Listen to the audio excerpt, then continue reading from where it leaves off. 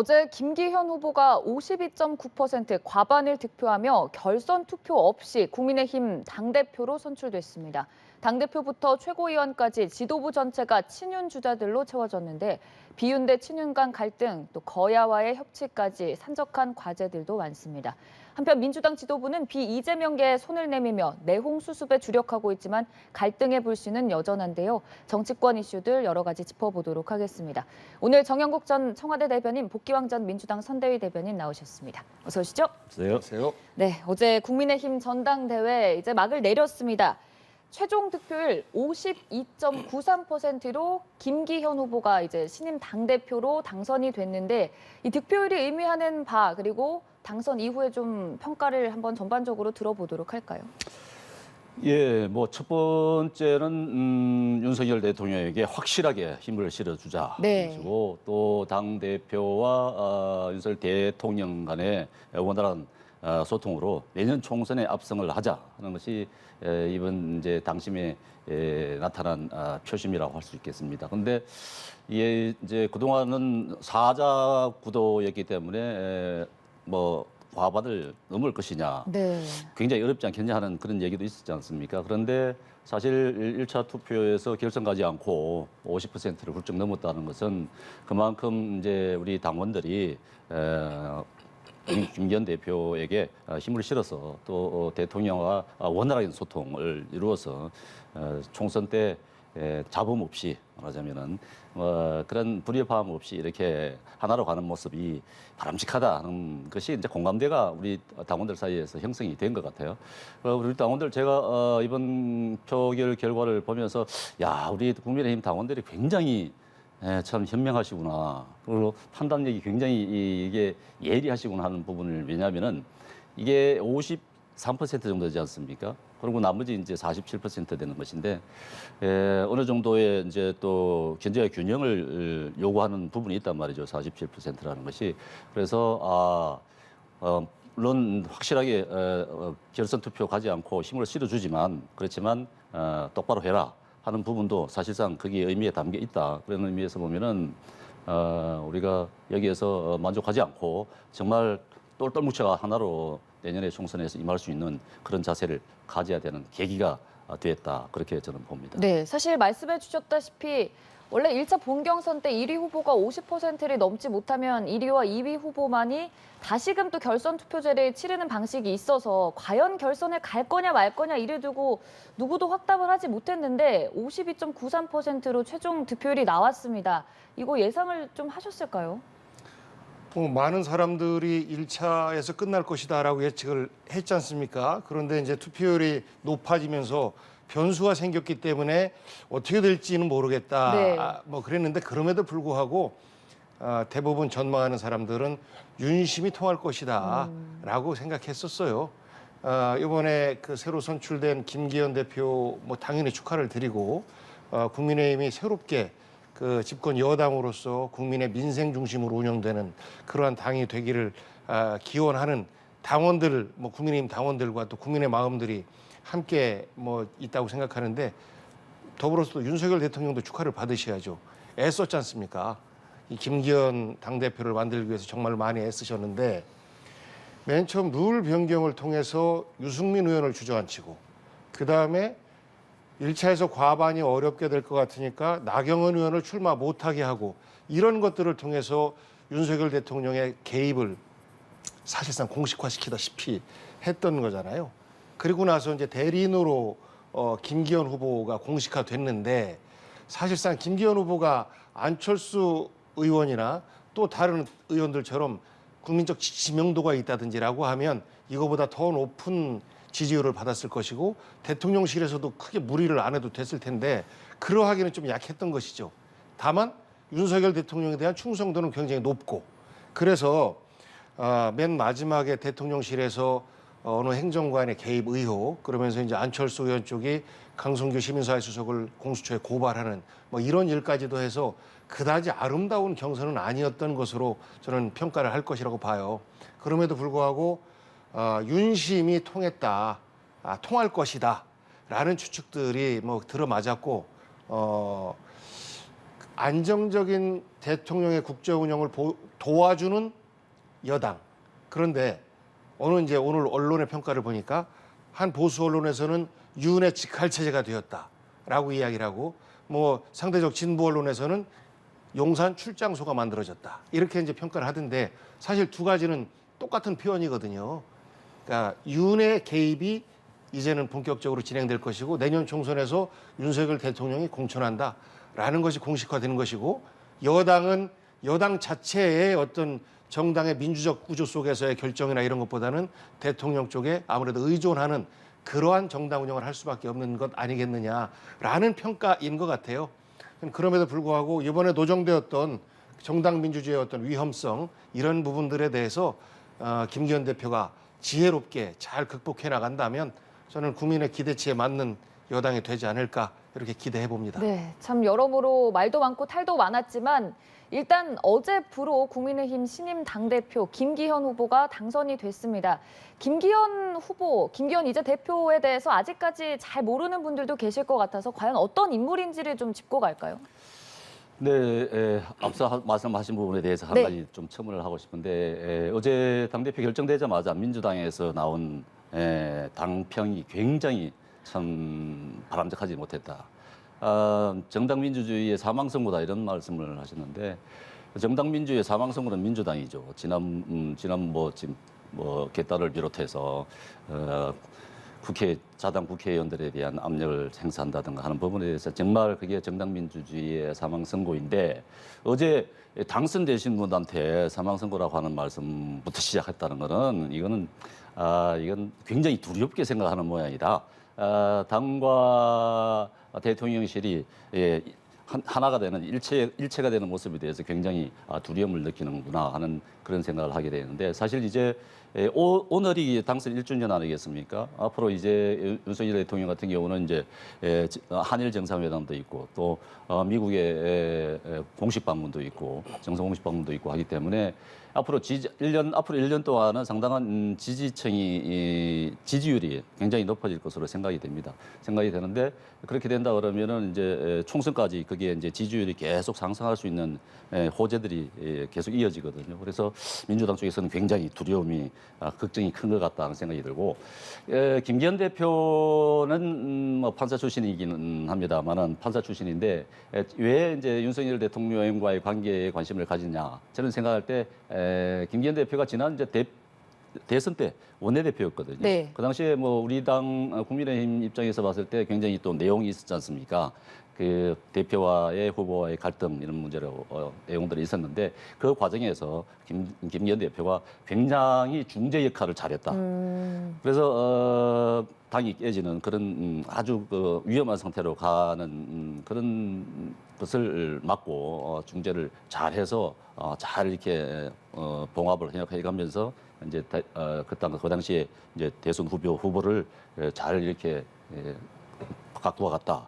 이런 부분에 대한 평가가 굉장히 당내에서 좋습니다. 그렇기 때문에 지금 김기현 대표가 이번에 뭐 윤심을 바탕으로 해서 뭐 물론 그런 부분이 있죠. 뭐 그런 부분을 부정할 수 없는데, 그렇다 하더라도 그 개인으로 봤을 때는, 김기현 대표 개인으로 봤을 때는 그 3%, 5%부터 시작했지 않습니까?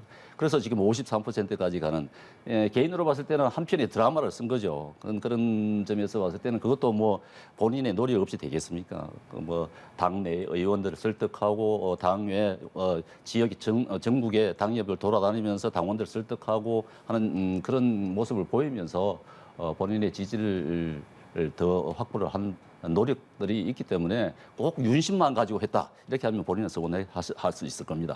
네.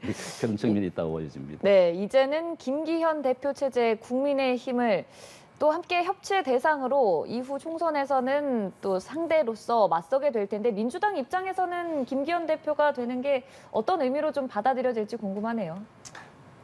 아마 많은 분들이 땡큐라고 생각하고 있을 겁니다.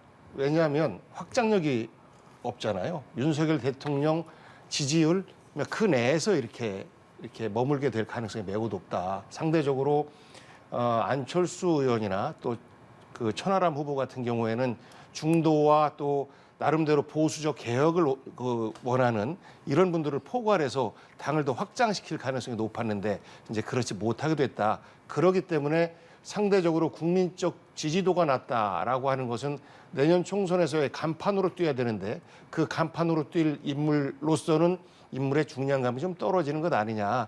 그렇기 때문에 땡큐라고 이제 얘기하는 분들이 많은 것 같고요.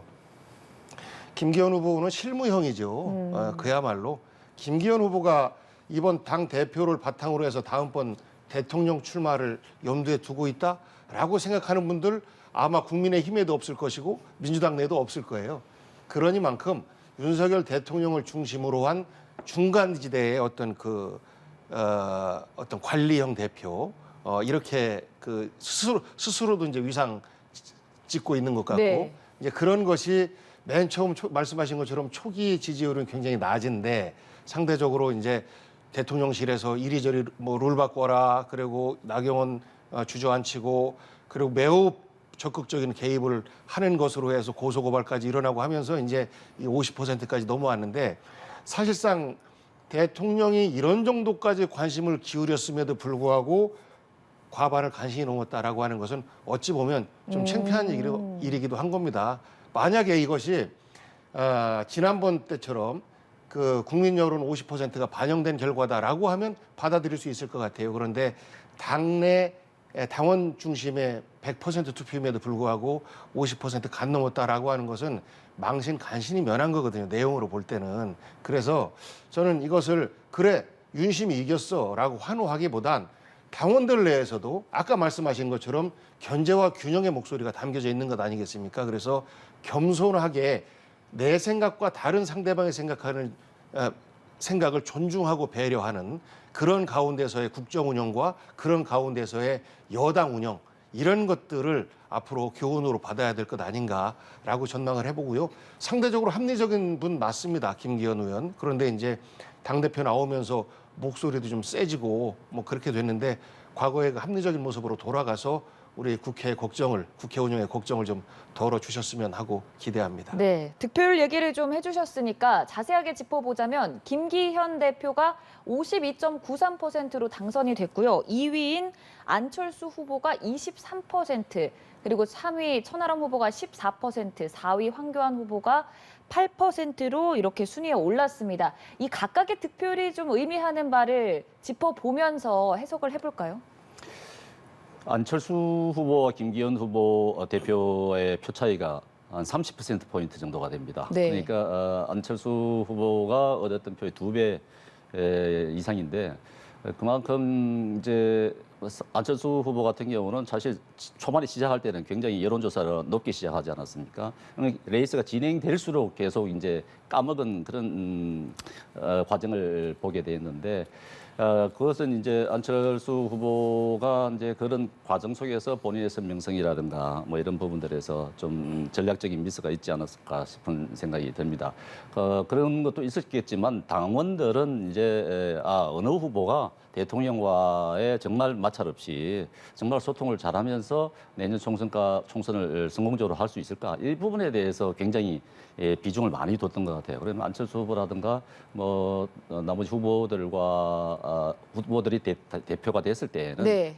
좀 껄끄러운 부분이 대통령이 있지 않을까 하는 생각 때문에 대통령과의 관계를 굉장히 중요시해서 했던 것 같은데 안철수 후보로서는 좀 아쉬운 점이 많겠죠. 지금 뭐 여러 가지 뒷얘기도 나오고 하던데 뭐 여러 가지 뒷얘기라고 하면 말하자면은 어제 뭐 수락연설할 때 뭐 일찍 자리를 네. 떴다 이런 부분. 그리고 또 마지막 부분에 있어서 경선 마지막 부분에 있어서 김기현 후보에 대한 의혹. 사실 그거는 좀 잘못됐다고 봅니다. 김기현 대표에 대한 의혹이 사실 민주당에서 주장했던 부분들이 아니겠습니까? 그래서 민주당에서 주장했던 부분을 가지고 와서 당 대표 경선에서 주장을 하고 했다는 부분은 제가 봤을 때는 당원들이 그렇게 썩 좋게 보지는 않았을 것이다. 그렇게 네. 봅니다. 말씀처럼 김기현 대표가 당선된 이후에 다른 후보들 천하람 후보 그리고 황교안 후보는 자리에 남아 있었는데 안철수 후보는 좀 일찍 자리를 뜨기도 했고요. 예상보다는 안철수 후보의 득표율이 좀 낮았다라는 전망도 많이 나옵니다. 김기현 후보와 차이가 좀 있었던 이유는 뭐라고 보세요? 아마 자리를 뜬 것은 뭐 갑자기 화장실이 급했다든지 뭐 네. 이렇게 좀 패배자에게 아량을 갖고 바라봐줬으면 하는 생각을 좀 가져보고요. 안철수 후보는 처음부터 잘못했습니다. 확실하게 무슨 일이 있어도 윤석열 대통령과 함께한다라는 노선을 천명하고 처음부터 끝까지 그렇게 갔으면 아마 대통령실에서도 노골적으로 김기현의 편을 들기가 좀 부담스러웠을 거예요. 그러면서 윤석열 대통령에게 빛내놔라라는 것이 아니고 나는 당신을 대통령으로 만들기 위해서 연대했듯이 여전히 당에서 당신을 지키겠습니다 하고 당원들에게 캠페인했으면 글쎄요 어땠을까요? 그런데 맨 처음에는 그렇게 가는 듯 하면서 과거처럼 막 윤한연대 얘기까지 하다가 대통령 정무수석이 조용히 해라 아무 말도 하지 마라 라고 하니까 네 그런 거잖아요. 그러고 나서 막판에 또 바뀌었어요 갑자기. 그리고 또 그 중간에는 뭐 내년 총선 이후에는 대표도 내놓겠다 이런 말도 했어요. 캠페인이 갈지자인 것이죠. 그래서 상대적으로 그 간판으로서의 지명도가 떨어지는 김기현 의원이 내년 총선을 지휘하는 것에 대한 불안감을 가졌던 그 당내 당원들도 안철수 의원이 내년 총선을 끌고 갔을 경우에는 더 불안하겠구나라고 생각해서 사실 뭐 언론에서 나오는 것처럼 초기 컷오프 때보다도 지지율이 더 떨어졌다. 뭐 이런 추측인지 뭐 사실인지는 모르겠습니다만 그런 말도 나오는 것이 본인 스스로가 갈짓자예요. 시작할 때의 스탠스와 마무리할 때는 황교안 후보와 연대까지 해가면서 또 시민사회 수석을 공수처에 고발까지 하는 이런 극단적인 선택까지 해가면서 캠페인을 해온 것 이것은 누가 봐도 잘 이해되지 않는 모습이거든요. 그러다 보니까 향후 국민의힘 내에서 안철수 의원의 포지션은 매우 애매해졌다라고 바라볼 수밖에 없을 것 같아요.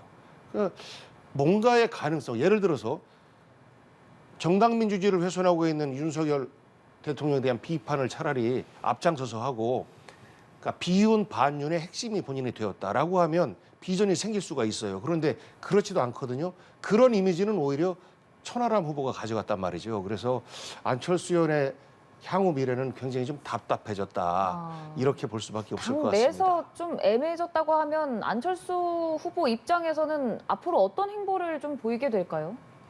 선택할 수 있는 가능성이 별로 보이지 않습니다. 왜냐하면 본인이 할 수 있는 선택은 다 했거든요. 그동안에. 문재인 대통령과 합당했다가 거기에서 성격이 안 맞으니까 분당해서 일종의 호남다민연 국민의당 만들었다가 또 이것도 깼다가 뭐 계속해서 갈짓자 계속 줄어들었어요. 본인의 정치적 다산이. 그러면서 이제 마지막 선택이 이재명과 손잡느냐 윤석열과 손잡느냐에서 이재명과 손잡아서는 별로 가능성이 없어 보이고 그리고 민주당 인사들도 과거 안철수 정치 세력과 손을 잡았을 때 여러 가지 어떤 불편하고 폐해들 이런 것들을 경험했기 때문에 그다지 적극적인 러브콜을 안 보낸 거 아니겠습니까? 그래서 불가피하게 윤석열 대통령 손을 잡았던 것 같은데 그 안에서 본인의 생로모색을 못하고 있는 것이 현재 드러난 것이고 그래서 이번에 당대표 나왔던 것은 다음번 총선에서의 본인의 지분을 확보하고 싶다.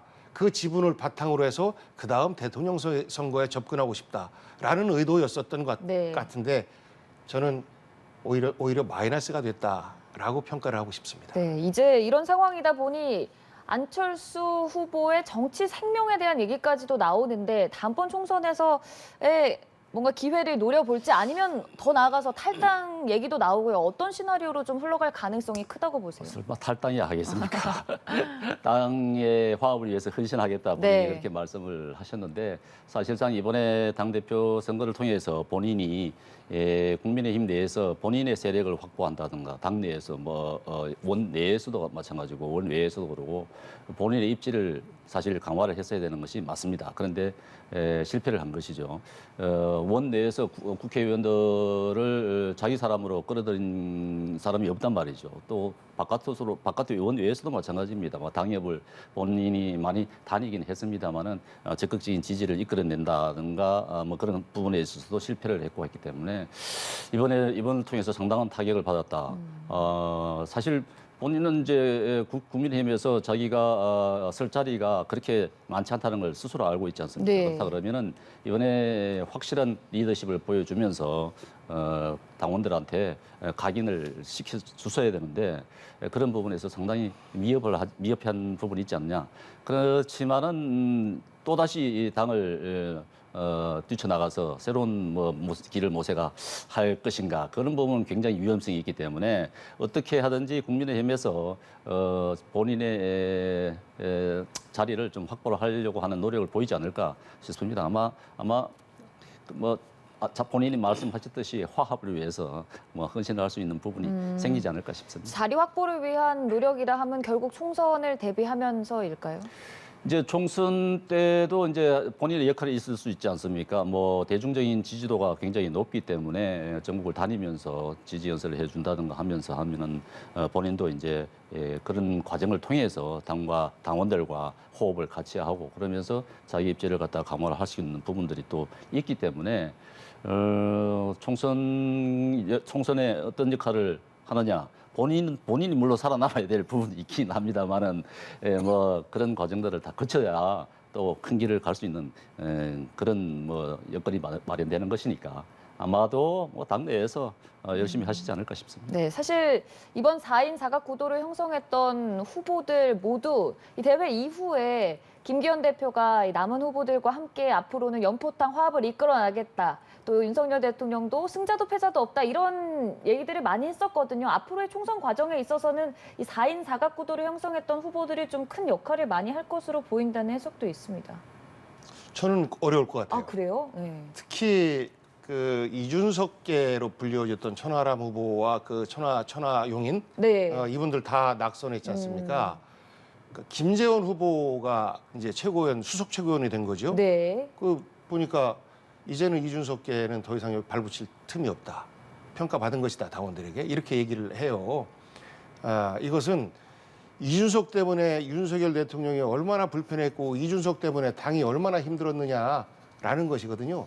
그러니까 천하람 후보가 캠페인을 굉장히 열심히 잘했는데 상대적으로 이준석과의 이미지가 오버랩되면서 네. 이준석의 틀내에 갇혔던 이런 한계가 좀 있어 보여요. 그렇기 때문에 본인의 목소리를 내는데도 굉장히 좀 어려웠었던 그런 것들이 좀 보이는데 이번 그 선거에서 드러난 것은 이준석계는 더 이상 용납하지 않겠다라는 것이거든요. 그러면 새로운 목소리가 과연 당 안으로 들어갈까? 천하람 후보를 갑자기 최고위원이나 이렇게 한다고 해서 천하람이 갈까요? 허은하나 무슨 김용태 후보 이렇게 지명직 최고위원으로 할까요? 글쎄요. 당의 분란을 그들은 그동안 경험했기 때문에 일사불란함 가운데에서 내년 총선을 원할 겁니다. 그러면 지명직 최고위원 구성에서도 아마도 이준석 대표계의 인사를 드리느냐 마느냐가 탕평의 어떤 핵심 그 신호탄이 될 텐데 그러기는 좀 어려워 보이고 어정쩡하게 안철수 후보를 지지했던 사람들 중에서 한 명 정도를 떡 주듯이 줄 수는 있겠습니다만 그런 정도 가지고 연포탕이다 말하기에는 너무 약하게 국민들도 또 당원들도 보게 되지 않을까 싶습니다. 그래서 저는 이미 그러니까 친윤 일색의 지도부가 만들어졌기 때문에 더 이상 눈치 보지 않고 효율성 중심으로 기동성 중심으로 여당의 지도부를 재편할 가능성이 매우 높아 보인다. 이렇게 전망합니다. 그럼 이번 전당대회 때 천하람 후보가 14% 득표했거든요. 이거는 의의가 크지 않다고 보시는 건가요? 그들 스스로 내부에서는 나름대로 의미가 있죠. 그리고 상대적으로 국민의힘을 지지하지만 변화와 개혁을 바라고 있는 또 국민의힘 당원들도 많이 있는 거 아니겠습니까? 그런데 결국 그것이 15% 미만이었다라는 것이 확인되어서 국민의힘 틀 내에서 이준석 정치가 더 이상 발을 붙이기는 어렵다라는 것이 증명이 된 겁니다. 그러면 천하람 후보는 끝나고 나서 승복을 하는 어떤 이 메시지를 냈습니다만 과연 이준석까지 그럴까라고 해보면 이준석과 유승민 전 의원 같은 경우는 이제부터는 본격적인 고민을 하게 될 것 같아요. 왜냐하면 유승민 의원 같은 경우는 평가를 안 받았거든요. 그래서 그 현재 뭐 야당 내 분화의 가능성을 점치고 있는 분들도 있습니다만 야당 내 분화의 가능성은 리더가 없어요. 그렇기 때문에 분화 가능성이 상대적으로 좀 낮습니다. 그런데 여당은 유승민, 이준석이라고 하는 리더가 있습니다. 폭발성이 있습니다.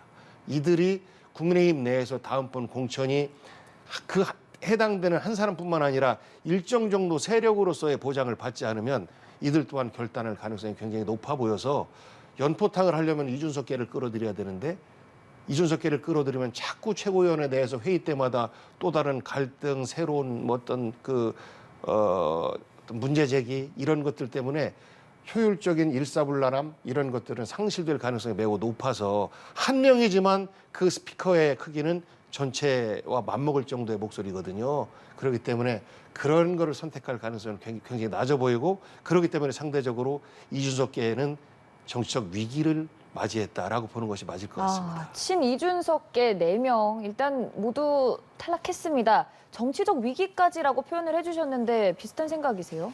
예, 입지가 많이 줄어드는 것이죠. 사실 이번 당대표 선거에서 이준석계가 우리 당 내에서 당원들 네. 사이에서 표가 얼마나 될까 했는데 궁금증이 있었지 않습니까? 그게 천하람 표를 보면 아는 거죠. 이제 15% 미만. 네. 이게 이제 이준석을 지지하는 우리 당원 그것도 다 그 15%까지도 가지 않을 겁니다. 아마 그 과정에서 이제 컷오프에서 탈락하신 분들의 표가 이제 또 천하람 쪽으로 간 부분이 있기 때문에 그보다도 훨씬 미치지 못한다 하는 것이 이제 증명이 된 것이죠. 그렇기 때문에 물론 이제 천하람 후보 같은 경우는 이준석을 등에 업음으로 해서 오히려 손해를 본 그런 경우 케이스가 될 것인데 천하람 후보에 대해서는 이준석 전 대표만큼의 그런 비호감이 그렇게 크지는 않은 것 같습니다. 천하람 후보 같은 경우는 말하자면 대구 출신이고 대구 출신이면서 호남에 가서 이제 정치를 시작한 굉장히 큰 야망을 가지고 좋은 뜻을 가지고 한 정치인인데다가 이번에도 이제 여러 가지 메시지를 내면서 이준석과 그래도 이제 조금 결이 다른 부분 또 이런 부분의 모습을 보이면서 자기 이제 정치력을 보이려고 노력을 했었는데 결국은 이준석을 벗어나지 못한 것 아니겠습니까? 근데 천하람은 이제 이준석을 떠나서 본인의 이제 정치 일정을 가져가야 될 것이고 네.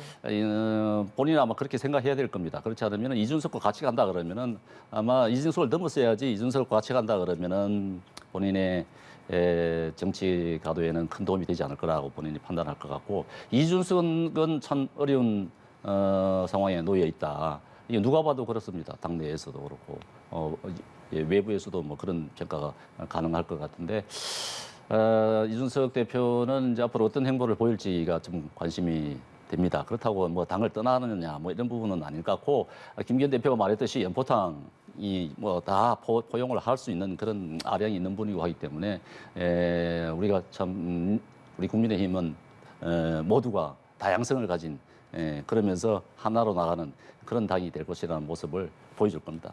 이준석 대표의 탈당까지는 없을 것이다라고 하셨는데 그것 역시 좀 비슷한 의견이실까요? 그럼 봐야 됩니다. 내년 연말까지 봐야 됩니다. 본격적으로 총선 국면이 시작되면서 그 공심이 구성하고 그럴 때 이제 움직임들이 포착되는 건 아니겠습니까? 그럴 때 이것은 안 되겠다라고 하면 유승민, 이준석을 중심으로 한 결단이 가능한 것이죠.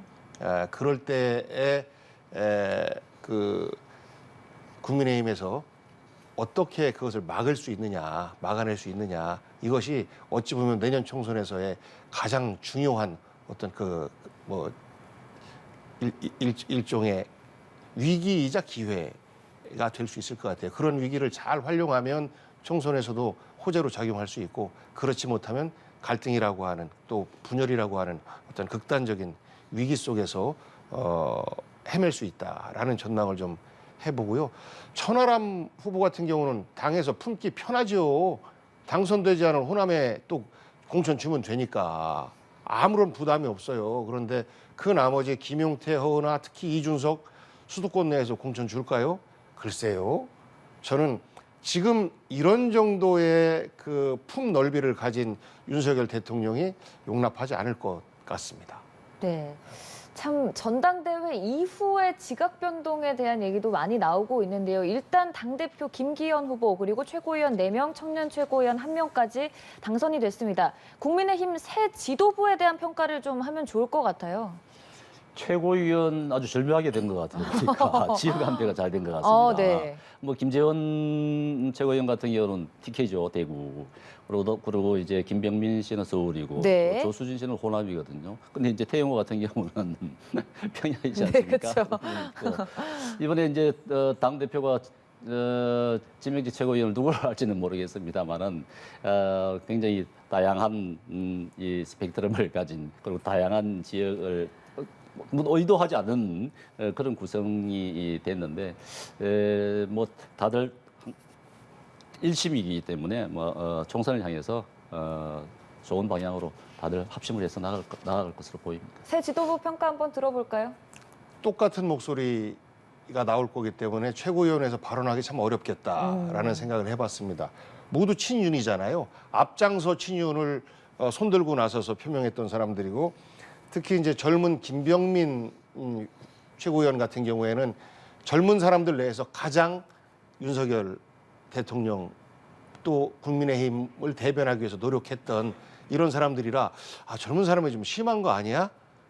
뭐 이런 평가까지 받았었는데 결국은 그런 사람들이 다 먹힌 거예요. 네. 그래서 다양한 목소리가 나오지 않는 여당이 되겠다라는 우려를 합니다. 그런데 당은 다양한 목소리가 반영돼야 되거든요. 상대적으로 민주당의 최고위원 선거도 고민정 의원 정도가 좀 다른 목소리를 낼 가능성이 있겠다라고 하면서도 그 두 번째 성적으로 최고위원에 입성을 했단 말이죠. 그런데 단 한 명도 없어요. 이번 국민의힘 그 최고위원 중에서는. 장해찬 청년 최고위원 같은 경우에는 정말 나는 처음부터 윤석열 대통령 모셨던 사람입니다라고 하면서 이준석과의 싸움을 전면전으로 본인이 이끌어내고 오히려 이준석의 어떤 국민의힘 내의 어떤 그 청년의 대표성을 본인이 가져가는 뭐 이런 역할까지 했던 사람들이라 여기는 그야말로 다른 목소리는 하나도 없다. 그런데 정당은 이렇게 운영될 때는 점점 더 그 폭이 좁아질 수밖에 없어서 저는 향후 지명직 최고라든지 또 당직 운영이라든지 이런 과정에서 김기현 대표가 그야말로 연포탕을 실천을 해야 되는데 글쎄요, 당직 인선 본인 마음대로 할 수 있을까요? 비서실장 정도는 본인이 할 수 있을지 모르겠습니다만 아마도 대통령실과 머리 맞대고 지명해 주십시오라고 할 가능성이 매우 높아 보입니다. 네, 그 맥락에서 지금 벌써부터 당대표 비서실장, 사무총장 하마평에 인물들 좀 오르고 있는 것 같습니다. 사무총장의 장제원 의원까지 얘기 나오는 것 같더라고요. 좀 어떻게 이루어질까요? 장제원 사무총장의 얘기는 예전에 나온 얘기죠. 본인은 이제 당직을 맡지 않겠다고 분명하게 말을 했기 때문에 네. 아마도 이번에 어제 행사에서 등장하지 않았고 앞으로도 아마 전면에 등장하기는 어려울 것이고 또 본인도 그렇게 생각할 겁니다. 물론 뭐 우리가 뭐 속칭 말하는 그런 뭐 주변에 계신 분들이 뭐 당내에서 역할을 하지 않은 분들도 아니고 당을 위해서 하신 분들이기 때문에 너무 뭐 그렇게 혹독하게 평가를 해서는 안 되겠지만 그래도 이제 여론이 별로 긍정적이지 않은 면들이 있기 때문에 본인들은 당직을 맡을 생각은 없을 겁니다. 하지 않겠다고 했고 또 김기현 대표 역시 뭐 그런 분들한테 뭐 장제원 의원에게 사무총장 맡기고 이러지는 않을 것 같습니다. 네. 모르겠습니다. 인선은 어떻게 될지는 모르겠습니다만은 뭐 그렇게 여론에 동떨어진 여론과 동떨어진 그런 인선은 하지 않을 것 같다. 총선이라는 것은 이번은 당대표 선거는 당원들이 했습니다만은 총선은 국민들이 하는 것이기 때문에 민심과 당심이 완전히 동떨어진 이런 행보는 우리 당 최고위원들도 그렇게 가지는 않을 겁니다. 너무 뭐 걱정은 안 하셔도 되지 않을까 싶습니다. 일단 지난 TV 토론회 과정에서 김기현 당시 후보가 장제원 의원 사무총장 없을 것이다 못을 받긴 했습니다. 어떻게 이루어질까요? 못을 박았으면 못하겠죠. 설마 그 말을 어기겠습니까? 그런데 장제원 의원 같은 경우는 우리가 알잖아요. 과거에 윤핵관 중심의 뭐 장제원이다. 그러니까 모든 그 선대위에서의 직책을 내려놓겠습니다. 라고 하면서 당시에 윤석열 후보도 아무 선대위 직책이 없는 사람이 무슨 말을 하냐 공격 그만해라 있다라고 했는데 실제 그 안철수와의 그 연대 이것을 그 물밑에서 성사시키고 화려하게 부활했잖아요. 실질적인 역할은 다 줬던 것이죠. 그래서 사무총장을 맡느냐 안 맡느냐는 그다지 중요하지 않을 것 같습니다. 물론 공식적으로 사무총장을 맡으면 더 큰 힘을 발휘할 수 있겠습니다만 물밑에서 대통령실과 당의 그 어떤 그 교량 역할을 본인이 해내면 실질적으로 그 어떤 그 정치적인 존재로서의 파워 여전히 발휘할 수가 있고 노골적으로 그렇게 장제원 의원을 사무총장까지 앉히는 그런 무리수는 아마 두지 않을 것으로 전망이 돼요. 그 대안으로 있지 않습니까? 이철규 의원이나 네. 뭐 이렇게 뭐 유력하게 떠오르는 분들 있지 않습니까? 뭐 윤한홍 의원이나 이런 그 핵심들 이런 분들 내에서 뭐 또 성함이 생각이 안 나는데 네. 갑자기 그 핵심 몇몇 네네. 분들 거론되는 분들 그 내에서의 선택이 되지 않을까 이렇게 전망합니다. 그런데 그것은 김기현 대표의 결정이 아니라 윤석열 대통령의 결정일 것이다라고 보게 될 것입니다. 너무 지나친 예습입니다. 네. 일단 당대표, 최고위원, 청년 최고위원 결정 났고요. 이제 지명직까지 이루어지게 되면은 새 지도부로 국민의힘은 출범을 하게 됩니다. 이렇게 된 상황에서 민주당 그리고 이재명 대표는 어떤 입장을 내비쳤을지 궁금하거든요. 어떤 말 해놨을까요? 어제 아까 초창기에 말씀하신 대변인 그 발표는 제가 봐도 조금 박하다. 좀 많이 박했다라고 서운해하게 뭐 들으실만 한데 그 오늘 SNS에 이재명 대표는 네. 같이 한번 서로 잘하게 경쟁해보자라고 했던 것 아니겠습니까? 그래서 대변인실은 상대적으로 이제 그 욕먹는 역할을 자청하는 거 아니겠습니까? 좀 센 이야기 중심으로 하고 상대방 비판 중심으로 하고 그러는데 그 이재명 대표는 서로 잘하게 경쟁하고 축하한다라고 했으니까 정말 잘하게 경쟁하고 축하를 받은 만큼 서로 정치적 존재를 인정했으면 좋겠어요. 이재명 대표가 현재 검찰 수사를 받고 있고 재판을 받고 있고 그러기 때문에 당신은 정치인이 아니고 당신은 야당 대표가 아니고 오히려 그냥 오직 범죄 혐의자일 뿐이야 라고 규정하는 윤석열 대통령의 시각으로는 이 꼬인 전국을 풀 수가 없습니다. 그래서 여당 대표인 김기현 대표만이라도 아마 이제 그 오늘 중으로는 오늘 혹은 최대한 가까운 시간 내에 이재명 대표를 방문해서 인사를 하는 뭐 이런 시간을 갖게 되지 않을까 이렇게 전망하는데 그것을 시작으로 해서 대화하는 여야의 어떤 그 대표의 모습들을 보였으면 좋겠어요. 그것을 우리 국민들은 좀 기다리고 있고 이재명 대표도 싸움이 아니라 민생 속에서 서로 잘하게 경쟁하는 민주당의 모습을 보이고 싶어 합니다. 그렇기 때문에 서로 이재명 대표의 이런 호의적인 그런 그 제안에 대해서 김기현 대표도 받아주었으면 하는 그런 바람을 가지고 네. 예, 총선 대통령 대 이제 야당 대표와의 관계하고 당 대표 대 대표와의 관계하고 다르니까 김기현 대표는 뭐 어제 일성으로 말씀하셨듯이 당장 만나겠다고 하지 않았습니까? 그렇기 때문에 아마도 김기현 대표와 이재명 대표는 당연히 만나야죠. 당연히 만나서 국회에 산적한 현안 민생에 대해서 얘기를 해야 되는 부분이고, 그거는 이제 대통령과의 관계를 떠난 것이고. 김기현 대표는 아마 뭐 이재명 대표와 아마 소통할 수 있는 그런 충분한 그만한 그릇이 있기 때문에 아마 많은 얘기를 할 수 있는 여지가 있다. 아마 곧 만나지 않을까 싶습니다. 네. 또 협치를 이뤄갈 상대이기도 하지만 총선까지 큰 변수가 없다면 또 민주당의 이재명 대표, 지금 국민의힘의 김기현 대표로서도 맞닿게 되는 거 아니겠습니까? 이 부분에 대한 생각이 있으신가요? 이제 김기현 대표 같은 경우는 이제 뭐 야당의 도움 없이는 참 힘든 부분이 있습니다. 어차피 뭐 야당이 뭐 169석이라 하는 거대 야당이 도움 없이는 뭐 법 하나 차시 뭐 통과시킬 수 없는 그런 입장이 아니겠습니까? 그런 우리 뭐 여당의 그런 입장을 충분히 인지하고 있기 때문에 뭐 이재명 대표의 사법 리스크와는 관계없이 그건 사법 리스크대로 네. 이런 이제 현안에 대해서는 대표로 잘 풀어나가리라 생각됩니다. 알겠습니다. 지금까지 복귀왕 전 민주당 선대위 대변인 정영국 전 청와대 대변인과 함께했습니다. 고맙습니다. 감사합니다.